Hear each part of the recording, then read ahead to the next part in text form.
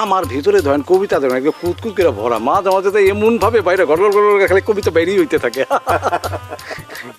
আপনি তার কবিতা পড়েন না, আপনারটা হয় ছড়া। সরা যাই হোক, মিলে তো ছন্দে ছন্দে কি দারুণ মিল। এক ভাই ঘুষি হইলে আরেক ভাই কিল। বাহ, ওই যে মিলন হবে কত দিনে আমার মনের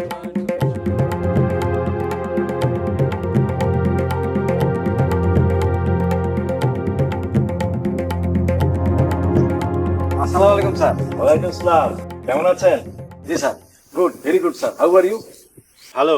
আপনার শরীর কেমন আছে? একদম ওয়েল অ্যান্ড গুড, একদম ফটফটা ফটফট একদম। গ্রামের বেশ কয়েকজন লাপাত্তা হয়েছে।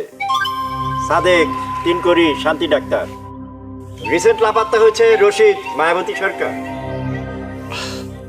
স্যার, আমাদের ফ্যামিলিতেও একজন লাপাত্তা হয়ে গেছে স্যার। কে?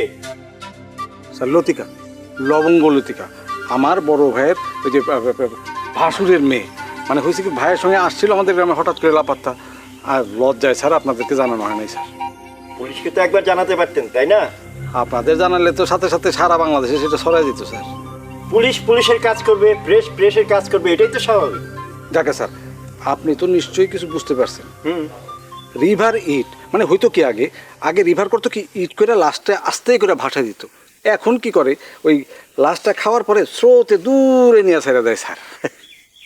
আপনি এখনো আপনার গল্পটা চালু রেখেছেন? স্যার এটা গল্প না স্যার, ট্রুথ, ইউনিভার্সাল ট্রুথ। মানে হয়েছে কি দেখেন, আমার যে এত বয়স, আমি কিন্তু কোনোদিন ফুলঝড়ে গোসল করতে যাই নাই। কেন যাই নাই বলেন?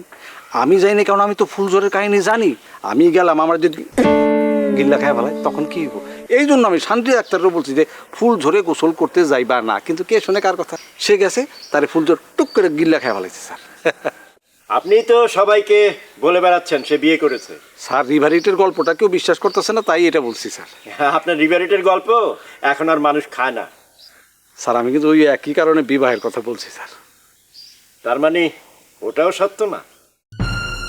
আমি ঠিক জানি না স্যার। না জানাই ভালো।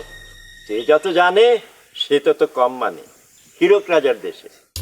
স্যার, আপনি সিনেমাও দেখেন? দেখবো না কেন, সাহিত্য পড়ি। ও স্যার, আমার আবার ওই সাহিত্যটা একটু খুব একটা পোষায় না। তবে কবিতা স্যার, আমার ভিতরে ধরেন কবিতা ধরেন একদম কুতকুত করে ভরা, মাঝে মাঝে তো এমন ভাবে বাইরে গড়গড় গড়গড় খালি কবিতা বাইরেই হইতে থাকে। আপনি তার কবিতা পড়েন না, আপনারটা হয় ছড়া। সরা যাই হোক, মিলে তো ছন্দে ছন্দে কি দারুণ মিল। এক ভাই ঘুষি হইলে আরেক ভাই কিল। বাহ, ওই যে কান নিয়ে গেল চিল। হ্যাঁ, আমি ফান করলাম আর আপনি কান ধরলেন। বলেন আমি বুদ্ধিমান কিনা? আমি যে সাথে সাথে সিলের পিছনে দৌড় দিই নেই।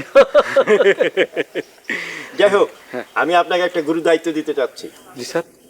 এই গ্রাম থেকে মায়াবতী সরকার উধাও, আপনি আমাকে খবরটা দেবেন। স্যার, মায়াবতী সরকার যদি একলা পলাইতো তাহলে কোনো কথা ছিল না। সঙ্গে সে আমার হবু মেয়ে জামাইরে নিয়ে গেছে।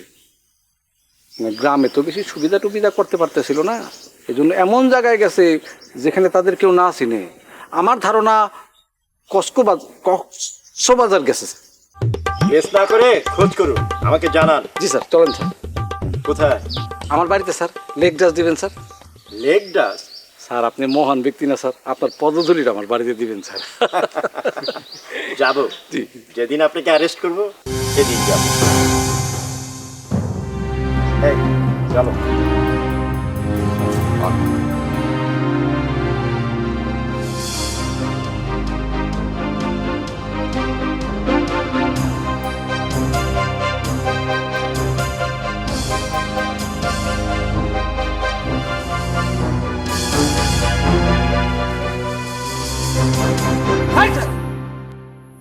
দিকে